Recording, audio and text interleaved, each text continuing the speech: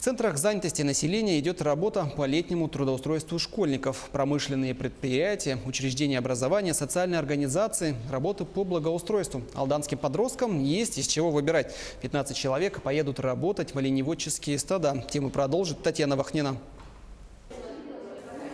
Труд сегодня в почете. Это подтверждает увеличивающееся год от года количество школьников, желающих провести летние каникулы с пользой для производственного дела и для собственного кошелька. В среднем в летние месяцы будут трудоустроены несколько сотен подростков.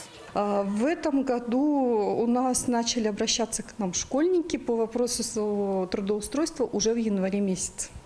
Желающие работать летом школьники подают заявление на трудоустройство в Центр занятости населения. Традиционно ребята и девчонки работают вожатыми в детских лагерях, в социальных организациях и на промышленных предприятиях.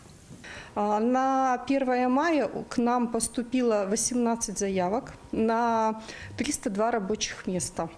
Мощным стимулом к летней занятости для подростков становится заработок карманных денег. В этом году зарплата существенно возрастет. Увеличение минимальной оплаты труда, однако, имеет обратную сторону. Многие работодатели смогут трудоустроить меньше школьников, чем в прошлом году. Часть работодателей не могут себе позволить понести дополнительные расходы, потому что размер оплаты труда у нас с 1 мая 27 908. Плюс начисления, которые идут в пенсионный фонд, в фонд социального страхования. Это получается очень большая сумма. Поэтому перечень работодателей, которые мелкие, у нас сократился.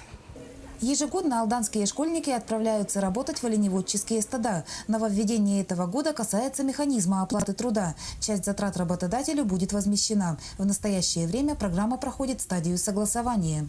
Предполагается трудоустройство 15 граждан от 14 до 18 лет в оленеводческие стада.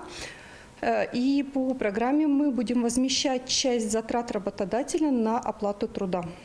Десятки ребят летом будут трудиться на ниве благоустройства. Соответствующие заявки в Центр занятости подают администрации поселений. Так, в Белецком наследии на уборку улиц и мест отдыха выйдут 50 мальчишек и девчонок. Татьяна Вахнина, Сергей Шипачев, Алдан.